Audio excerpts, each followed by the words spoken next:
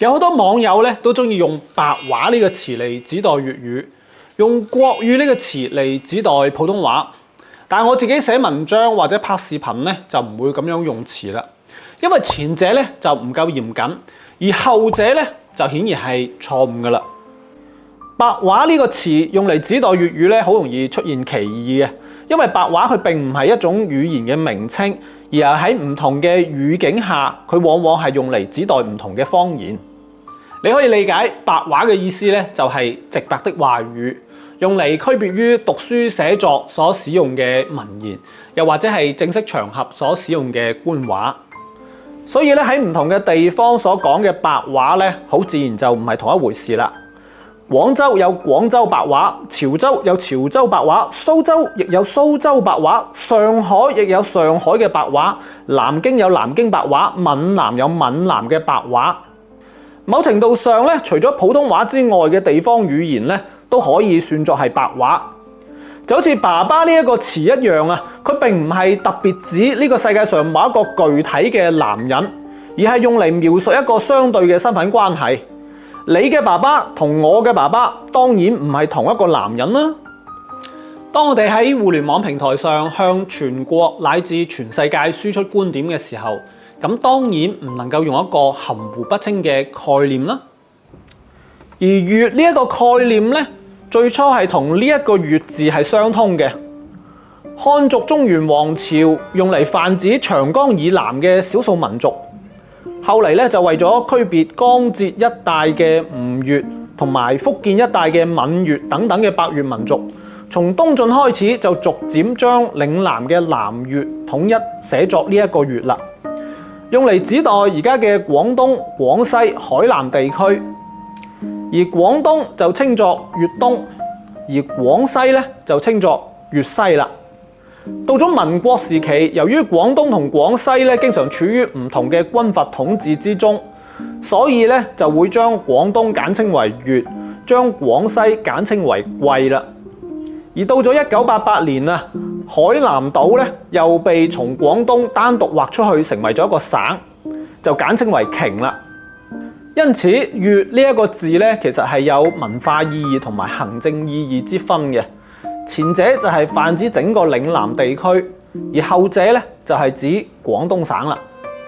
亦有人話，粵語呢個概念咧，都係最近幾十年先發明出嚟嘅。以前老一輩只會講白話。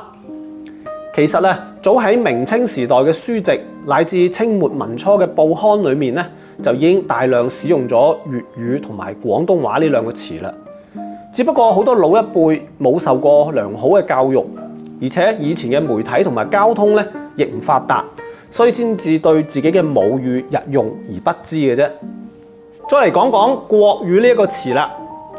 拋開春秋時代左丘明嘅歷史著作《國語》，我哋依家所講嘅國語同普通話呢兩個詞嘅概念咧，其實係喺清末先從日本傳入中國嘅。喺1909年，清政府正式設立國語編審委員會，將當時通用嘅北京官話咧就定為國語。而喺中華民國成立之後咧，雖然就國語嘅發音標準有過好多嘅爭論啊，但係國語呢個詞咧就一直被沿用咗落嚟啦，並寫入咗法律文件之中。不過咧，當時好多嘅進步人士咧，其實係反對使用國語呢個詞嘅，因為此舉實質上係仿效德國同埋日本嘅做法。但係呢兩個國家嘅民族文化咧係相對單一，而中國咧就係一個多民族國家啦。即使喺人口最多嘅漢族咧，各地嘅語言亦大不相同。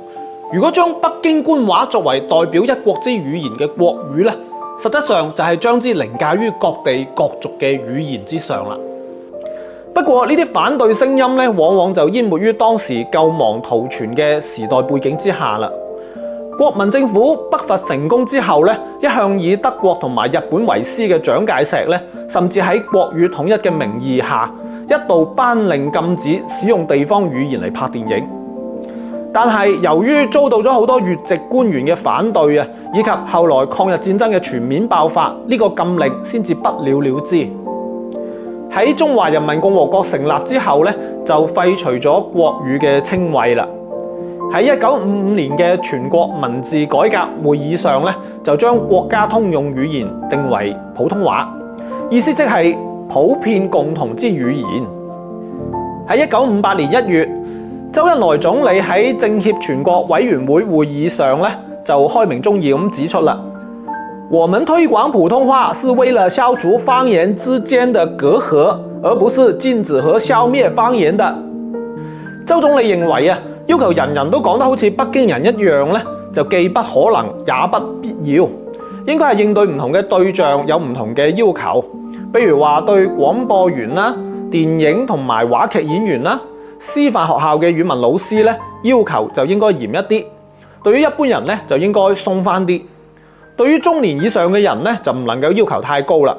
咁樣先可以提高大家對學習普通話嘅興趣同埋信心。周總理嘅意思好明確，推廣普通話嘅目的咧，就係為咗令到新中國人人都識講一種共通嘅語言，而唔係好似國民黨政府咁樣要求所謂嘅國語統一，貶低甚至扼殺全國各地各族嘅語言。依家唔少香港嘅朋友咧，都依然用國語呢個詞嚟指代普通話，